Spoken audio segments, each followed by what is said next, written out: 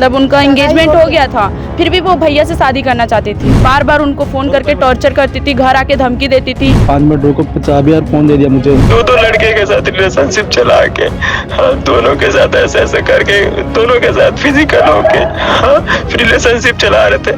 यही है फोटो भी, फोन नंबर भी में देखना चाहिए। और ये जो इसका ना जिससे रिलेशन हुआ है, ये भी टॉर्चर किया है मेरे भाई को। जितने लोग उन लोग के साथ गलत किए हैं वो सबको सजा चाहिए और वो लड़का को न्याय मिलना चाहिए। खुश है तो कोई खुशी मना ले, छोटा बड़ा केक मंगा ले, संगम में मिलता है बढ़िया केक, संगम में मिलता है बढ़िया केक।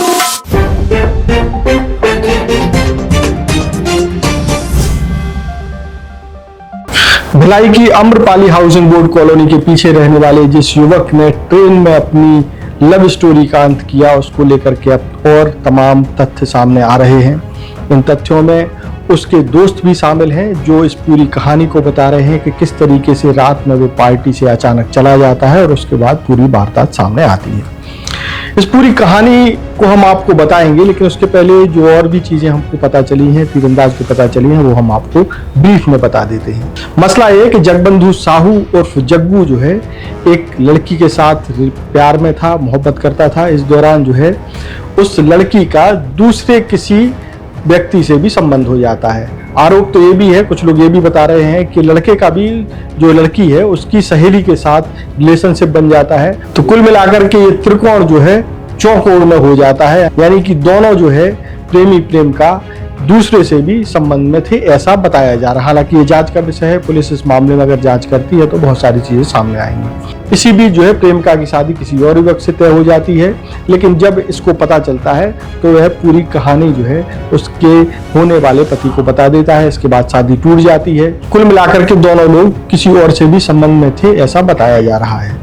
अब जो है होता क्या है कि लड़की की शादी कहीं और तय हो जाती है और तय होने के बाद लड़की के होने वाले पति को इस पुराने मसले की भी जानकारी हो जाती है और जब पुराने मसले की जानकारी होती है तो शादी जो है टूट जाती है, सगाई टूट जाती है।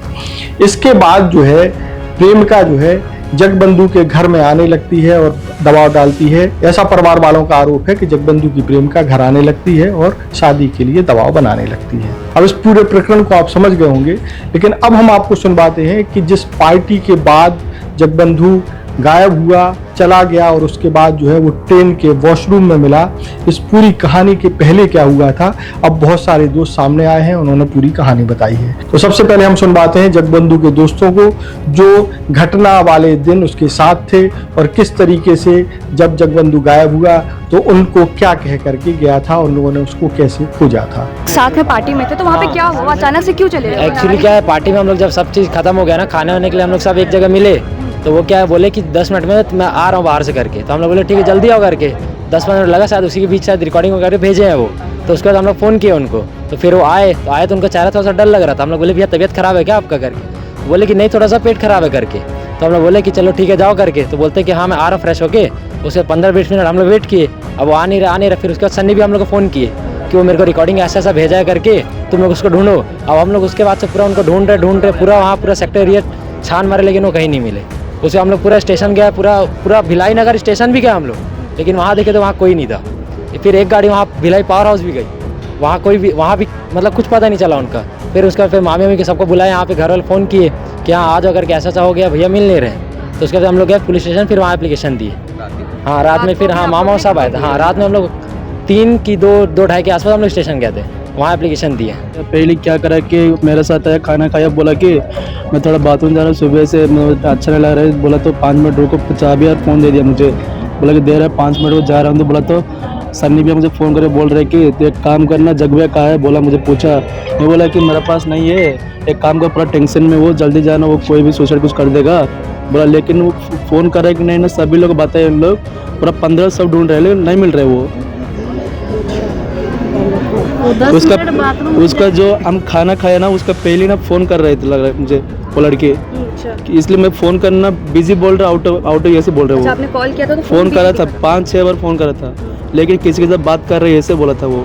फोन बिजी बताया। वो आया ना, अच्छे से बात करा, अच्छे से खाया, मेरा प्लेट में खाया, लेकिन ना उसको मुझे डाउट लग रहा है मुझे। लेकिन हम बोल रहे कि कुछ भी नहीं बोल रहे। मैं पूछा भी क्या हुआ, बताना पूछा, कुछ भी बोला भी नहीं वो। ये से बोले 5 मिनट रुकना भैया, 5 मिनट रुकना भाई, जल्दी में आ रहा हूँ। फ़ोन फ्लाइट मोड काट के वो चाबी भी दे के चले गया। मैं बोला कि फ़ोन रखना क्या बात, नहीं रखना, वो लड़के बार बार दिमाग ख़राब करेगा, रखना बोला तो ठीक है मैं रखना। वो भी क्या करे कि इधर से गया, राइट साइड में वो हाल है ना, उधर से गया, लेकिन वो कैसे चले गया समझ ही नहीं रहे। तो मतलब वो वहाँ से उस लड़की से मिलने गए थे, ऐसा कुछ है? नहीं, लड़की नहीं आया, ओनली वो लड़की फ़ोन करा लग रहा है मुझे। हमारा तो डांस करा, सब करा, सब है कि नहीं, सबको डांस करा, सब करा, लेकिन क्या करा कि समझ नहीं, उसका फ़ोन आया था क्या समझ में नहीं रहे। इसने 1 घंटा उसके खाना भी नहीं हम लोग। बोलो हंसी हंस के गए वहाँ पे? हाँ, ऐसे हंसे हंस के डांस करा, सब करा वो, लेकिन लास्ट में ऐसे कर दिया। सब चीज़ था, मैं वो एकदम नॉर्मल गया था यहाँ से, मतलब ऐसा लग ही नहीं रहा था कोई इंसान ऐसा कुछ करने वाला है, एकदम नॉर्मल है। हाँ, फ़ोन करने अब क्या पता नहीं कर सकते ना कि किसके मन में क्या चल रहा है। 4-5 घंटे ढूंढा लेकिन नहीं मिला। वो लड़की का नंबर उसका जेब में था, तो वहाँ के पुलिस वाले क्या हुआ, वो गाड़ी जो है नागपुर चले गई, यहाँ से भिलाई होके जाता है, फिर सुबह आपसी आया भिलाई के लिए, तो गोंदिया में ना एक लेडीज़ बाथरूम गई, देखा तो दरवाज़ा खोला तो एक लड़का इसमें मौत हो चुका है। तो वहाँ के पुलिस को पता चला, 1 घंटा ट्रेन खड़ा किए उन लोग, पूछताछ किए, उसके बाद जो बॉडी निकालने वाला लड़का को बुला की, फिर बॉडी को निकाल के फिर वहाँ पर सरकारी अस्पताल में ले जाके उन लोग रखे थे। रखने के बाद वो लड़की को पहले फ़ोन किए, वो लड़की ने फिर अपने दोस्त को फ़ोन किया, तो उसके दोस्त हम लोग को बताने के बाद हम लोग गोंदिया जाके उसको बॉडी को कल लेके आए।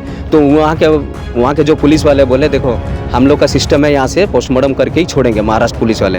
तो हम लोग का सामने पोस्टमार्टम किए, उसके बाद कुछ कागज़ भी दिए, 15 दिन के बाद आप लोग को बुलाएंगे तो आइएगा बोले, फिर कागज़ दिए तो हम लोग को इधर आ गए। आने के बाद सुपेला घर में आने से लेडीज़ रोएंगे, तो हम लोग सुपेला में उसको रख दिए, बॉडी को लेके आए। तो पूरा परिवार, पूरे जितने समाज है, इतना अच्छा लड़का है, जितने मेरे परिवार मोहल्ले में रहते हैं, जितने उसके सदर थे, बोलते हैं नहीं इतना अच्छा लड़का है, उसके साथ इतना गंदा प्रभाव हुआ, तो उनका मेरे को चाहिए सज़ा, चाहिए न्याय चाहिए उसका बारे में। जो हुआ है, जितने लोग उन लोग के साथ गलत किए हैं, वो सबको सजा चाहिए और वो लड़का को न्याय मिलना चाहिए। ये जो दोस्त है उनमें एक उसका चचेरा भाई भी है। और अब हम आपको सुनवाते हैं जगबंधु की बहन को, जो बता रही हैं कि किस तरीके से जगबंधु को परेशान किया जा रहा था, प्रताड़ित किया जा रहा था, उसे पुलिस भर्ती से रोकने की भी साजिश हो रही थी। हालांकि आपको बता दें कि पुलिस भर्ती में जगबंधु फिजिकल टेस्ट पास कर चुका था। घर आके बोली कि मैं तुमको ना बहुत बेइज्जती करूंगी, तुम्हारी माँ और बहन तुम्हें अच्छा समझती है ना, तो उनके सामने ही तुम्हारी बेइज्जती करूंगी। और तुम पुलिस में जाना चाहते हो ना, तुमको पुलिस में काम करने नहीं दूंगी, तुमको पुलिस में तुम ट्रेनिंग, मतलब अभी वो तैयारी कर रहे पुलिस में भर्ती की, तो तुमको मैं पुलिस में जाने नहीं दूंगी, देखना तुमको। फिर बोलती है तुम बताओ डिसाइड करो मेरे से शादी करोगे कि नहीं। तो भैया बोले नहीं, मेरी फैमिली बहुत बड़ी है, मैं कैसे बता दूं, मैं डिसाइड नहीं कर सकता, मैं तेरे से शादी नहीं कर सकता, मना कर रहे थे। तो बार बार वही बोलती थी मेरे से शादी करो, बार बार मेरे से शादी करो ही बोलती थी, टॉर्चर करती थी एकदम। वो और एक लड़का और 2 लड़की टॉर्चर करते थे उसको।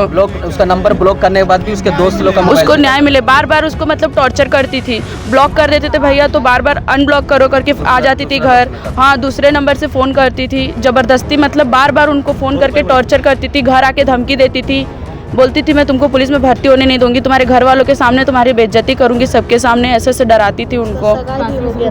उनका किसी और से ना मतलब रिलेशन था, मतलब उनका एंगेजमेंट हो गया था, फिर भी वो भैया से शादी करना चाहती थी। तो भैया को जब पता चला उनका रिलेशन किसी और से है, तो बोले कि तुम मेरे से शादी मत करो, तुम्हारा रिलेशन कहीं और है तो उसी से शादी करो।